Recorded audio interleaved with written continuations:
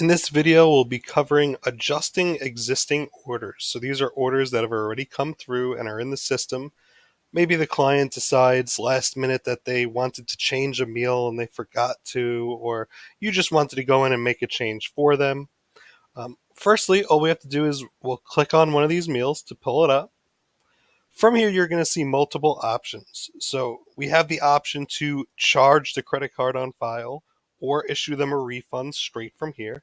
So we could enter something like $10 and click the refund button to refund them. We have the option to adjust the order, which we'll do in a moment. We could void the order. By voiding it, that's removing it from all reports. It'll still show here on the orders page with a little red circle, but it will not show in any reports. You have the option to email the receipt again to the customer, and you have the option to print out your packing slip, order label, or item label. And of course, as we scroll down, we could add any private notes to this order or public notes to the order. Private is seen only in-house by your team.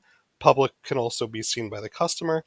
And if we wanted to edit this customer's information, we can go ahead and click this orange button here. So let's say we did want to adjust this order. We'll come and click the adjust button, and you see it's bringing us to the menu, and it's already populating the bag on the right side with the meals that the customer has selected. So maybe we want to change a few things just to remove these meals, and let's just add one of the Tex-Mex stuffed peppers. I'll go ahead and click next, and now you'll notice the button no longer says check out. It now says update order. That's letting me know that I'm just updating this individual order and not creating a new one. So I can go ahead and just click update order if I wanted.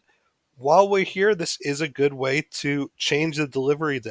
So maybe this customer decides that they're not going to be around this weekend. You could always come here and change the delivery day to the next weekend. That way the order carries over for them.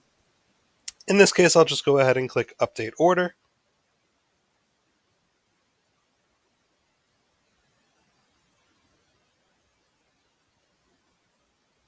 Now, once an order has been adjusted, you'll notice this little orange star here. And if you hover over any of these icons, it'll tell you exactly what that icon means, such as this subscription icon, this manual order icon, and this cash order icon. But let's jump back into the order that we just adjusted for Ethel. So double click, and we could see now, since we removed a bunch of meals, we have a balance of negative $62. So that's actually automatically being entered into our refund field here.